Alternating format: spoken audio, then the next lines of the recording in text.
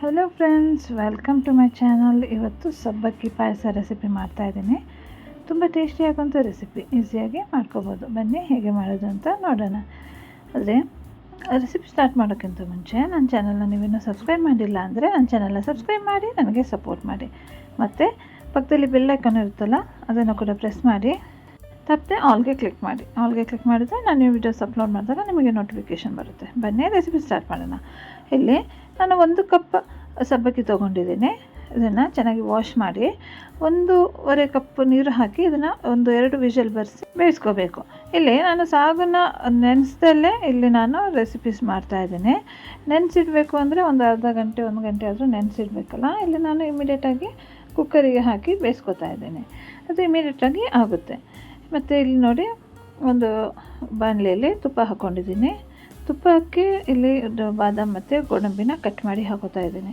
ಬಾದಾಮ್ ಗೋಡಂಬಿ ಎಲ್ಲ ಸ್ವಲ್ಪ ಫ್ರೈ ಮಾಡ್ಕೊಂಡಿದ್ದೀನಿ. ನೋಡಿ, ಫ್ರೈ ಆಗಿದೆ, ಕಲರ್ ಬಂದಿದೆ.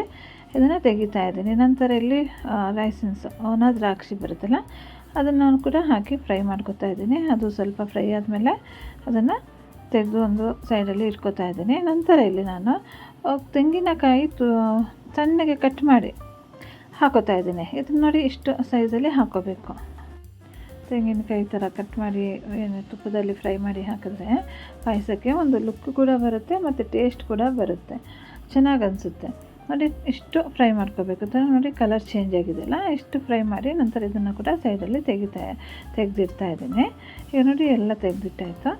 ಈಗ ಇದೇ ತುಪ್ಪದಲ್ಲಿ, ಇದೇ ಬಾಣಲೆಯಲ್ಲಿ ನಾನಿಲ್ಲಿ ಸಾಗುನ ಬೇಯಿಸಿ ಇಟ್ಕೊಂಡಿದ್ನಲ್ಲ, ಅದನ್ನು ಹಾಕ್ಕೋಬೇಕು. ನೋಡಿ ಎಷ್ಟು ಚೆನ್ನಾಗಿ ಬೆಂದಿದೆ ಅಂತ. ಈಗ ನಾವು ಇಲ್ಲಿ ನೆನೆಸಿರೋಂಥ ಅಗತ್ಯನೇ ಇಲ್ಲ, ಇಮಿಡಿಯೇಟಾಗಿ ಆಗುತ್ತೆ ಕುಕ್ಕರಲ್ಲಿ ಈ ಥರ ವಿಷಲ್ ಬರ್ಸಿದ್ರೆ. ಈಗ ಇದಕ್ಕೆ ನಾನಿಲ್ಲಿ ಸ್ವಲ್ಪ ಬೆಲ್ಲ ಹಾಕೋತಾ ಇದ್ದೀನಿ. ಇಲ್ಲಿ ನಾನು ಕಾಯಿ ಹಾಲು ಯೂಸ್ ಮಾಡಿ ಮಾಡ್ತಾ ಇರೋವಂಥ ಪಾಯಸ, ತುಂಬಾ ಟೇಸ್ಟಿಯಾಗುವಂಥ ಪಾಯಸ. ಇಲ್ಲಿ ನಾನು ಹಾಲನ್ನು ಯೂಸ್ ಮಾಡ್ತಾಯಿಲ್ಲ, ಬರೀ ತೆಂಗಿನಕಾಯಿ ಹಾಲನ್ನು ಯೂಸ್ ಮಾಡ್ತಾಯಿದ್ದೀನಿ. ಈಗ ನೋಡಿ, ಇದು ಸಾಗುನ ಸ್ವಲ್ಪ ಹೀಗೆ ಸ್ಟರ್ ಮಾಡ್ಕೊತಾ ಇದ್ದೀನಿ.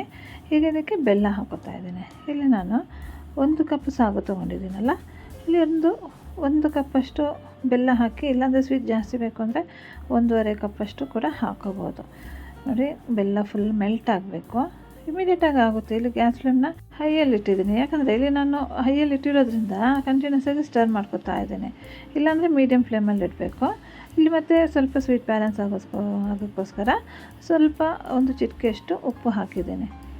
ಈಗ ನೋಡಿ, ಇದನ್ನು ಚೆನ್ನಾಗಿ ಮಿಕ್ಸ್ ಮಾಡಿ, ಬೆಲ್ಲ ಫುಲ್ಲು ಮೆಲ್ಟ್ ಆಗಬೇಕು. ನೋಡಿ, ಮೆಲ್ಟ್ ಆಗ್ತಾ ಬಂದಿದೆ ಅಲ್ಲ. ನೋಡಿ, ಕಲರ್ ಕೂಡ ಚೇಂಜ್ ಆಯಿತು. ಈಗ ಇದಕ್ಕೆ ನಾನು 1 ಕಪ್ಪಷ್ಟು 1ರಿಂದ 1.5 ಕಪ್ಪಷ್ಟು ತೆಂಗಿನಕಾಯಿ ಹಾಲನ್ನು ಹಾಕೋತಾ ಇದ್ದೀನಿ. ಇದು ತೆಂಗಿನಕಾಯಿ ತುರಿದು ಮಿಕ್ಸಿ ಜಾರಲ್ಲಿ ಹಾಕಿ ಗ್ರೈಂಡ್ ಮಾಡಿ ಅದನ್ನು ಹಾಲು ಸ್ಟ್ರೈನ್ ಮಾಡ್ಕೋಬೇಕು. ನೋಡಿ, ಹಾಲನ್ನು ಹಾಕಾಯಿತು. ಈಗ ಚೆನ್ನಾಗಿ ಕುದಿ ಬರೋವರೆಗೂ ವೇಟ್ ಮಾಡಬೇಕು. ಈಗ ಇದಕ್ಕೆ ಒಂದು ಅರ್ಧ ಟೀ ಸ್ಪೂನಷ್ಟು ಏಲಕ್ಕಿ ಪುಡಿ ಹಾಕೋತಾ ಇದ್ದೀನಿ. ಇದರಿಂದ ಒಳ್ಳೆ ಘಮ ಬರುತ್ತಲ್ಲ, ಚೆನ್ನಾಗಿ ಅನಿಸುತ್ತೆ. ಈಗ ಇದನ್ನು ಮಿಕ್ಸ್ ಮಾಡಿ. ನೋಡಿ, ಕುದಿ ಬರೋಕ್ಕೆ ಸ್ಟಾರ್ಟ್ ಆಯಿತು. ಚೆನ್ನಾಗಿ ಕುದೀಲಿ, ಯಾಕಂದರೆ ಕಾಯಿ ಹಾಲು ಹಾಕಿದ್ದೀವಲ್ಲ, ಚೆನ್ನಾಗಿ ಕುದಿಬೇಕು.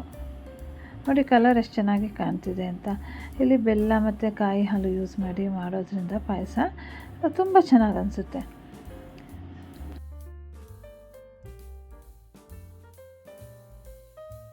ನೋಡಿ, ಕುದಿ ಬಂದಾಯ್ತಲ್ಲ. ಇದು ಇಮಿಡಿಯೇಟಾಗಿ ಆಗುತ್ತೆ ಈ ರೆಸಿಪಿ, ಯಾಕಂದರೆ ಸಾಗುನ ನೆನೆಸಿಡಲ್ಲ ಅಲ್ಲ. ಯಾರಾದರೂ ಗೆಸ್ಟೆಲ್ಲ ಬಂದರೆ ಇಮಿಡಿಯೇಟಾಗಿ ಮಾಡಿ ಕೊಡ್ಬೋದು. ಈಗ ಇದಕ್ಕೆ ಡ್ರೈ ಫ್ರೂಟ್ಸನ್ನು ಏನು ಫ್ರೈ ಮಾಡಿಟ್ಟಿದ್ನಲ್ಲ, ಅದನ್ನು ಹಾಕೋತಾ ಇದ್ದೀನಿ. ನೋಡಿ, ಎಷ್ಟು ಬೇಗ ಆಯಿತು ಪಾಯಸ ಅಂತ. ಈಗ ಡ್ರೈ ಫ್ರೂಟ್ಸ್ನ ಹಾಕೋತಾ ಇದ್ದೀನಿ. ಡ್ರೈ ಫ್ರೂಟ್ಸ್ ಜೊತೆಯಲ್ಲಿ ಕಾಯಿ ಫ್ರೈ ಮಾಡ್ಕೊಂಡಿದ್ನಲ್ಲ, ತೆಂಗಿನಕಾಯಿ, ಅದನ್ನು ಕೂಡ ಹಾಕಿದ್ದೀನಿ. ಎಲ್ಲ ಒಟ್ಟಿಗೆ ಮಿಕ್ಸ್ ಮಾಡ್ಕೊಳ್ಳೋಣ. ನೋಡಿ, ಪಾಯಸ ರೆಡಿಯಾಗೇ ಹೋಯಿತು. ಎಷ್ಟು ಬೇಗ ಆಗುತ್ತೆ ನೋಡಿ ಈ ರೆಸಿಪಿ. ಇಮಿಡಿಯೇಟಾಗಿ ಸ್ವೀಟ್ ಮಾಡಬೇಕು ಅಂದರೆ ಇದನ್ನು ಮಾಡ್ಬೋದು, ಮತ್ತು ಗೆಸ್ಟಿಗೆಲ್ಲ ಸರ್ವ್ ಮಾಡ್ಬೋದು. ಮತ್ತು ಯಾವಾಗಲಾದರೂ ಸ್ವೀಟ್ ಕ್ರೇವಿಂಗ್ಸ್ ಆಗುತ್ತಲ್ಲ, ಸ್ವೀಟ್ ತಿನ್ನಬೇಕು ಅನಿಸಿದಾಗ ಇದನ್ನು ಮಾಡಿ ತಿನ್ಬೋದು. ಮತ್ತು ಸಾಗು ಒಳ್ಳೆಯದಲ್ವ ಹೆಲ್ತಿಗೆ. ಮತ್ತು ಇದರಲ್ಲಿ ಶುಗರ್ ಕೂಡ ಹಾಕಿಲ್ಲ, ಬೆಲ್ಲ ಮತ್ತು ಕಾಯಿ ಹಾಲು ಹಾಕಿ ಮಾಡಿರೋಂಥ ರೆಸಿಪಿ. ಈಗ ಇದು ಪಾಯಸ ಏನೋ ಸ್ವಲ್ಪ ತೆಳುವಾಗಿದೆಯಲ್ಲ, ಇದು ತಣ್ಣಗಾದ ಮೇಲೆ ಗಟ್ಟಿಯಾಗುತ್ತೆ. ಅದಕ್ಕೋಸ್ಕರ ಸ್ವಲ್ಪ ನೀರು ಥರನೇ ಇರಬೇಕಿದು ಪಾಯಸ. ನಾನು ತೋರಿಸ್ತೀನಿ ತಣ್ಣಗಾದ್ಮೇಲೆ ಹೇಗೆ ಕಾಣಿಸುತ್ತೆ ಅಂತ. ನೋಡಿದ್ರಲ್ಲ ಫ್ರೆಂಡ್ಸ್, ಎಷ್ಟು ಈಸಿಯಾಗಿ ಒಂದು ಪಾಯಸ ರೆಸಿಪಿ ಮಾಡ್ಬೋದು ಅಂತ. ನೀವು ಕೂಡ ಮಾಡಿ ನನಗೆ ಕಾಮೆಂಟ್ ಮಾಡಿ ತಿಳಿಸಿ ಹೇಗಿತ್ತು ಅಂತ. ಮತ್ತು ಸಬ್ಸ್ಕ್ರೈಬ್ ಮಾಡೋದನ್ನು ಮರಿಬೇಡಿ, ತಪ್ಪದೆ ಸಬ್ಸ್ಕ್ರೈಬ್ ಮಾಡಿ. ಮತ್ತು ಈ ವಿಡಿಯೋ ಇಷ್ಟ ಆಗಿದ್ರೆ ಒಂದು ಥಮ್ಸ್ ಅಪ್ ಕೊಡಿ.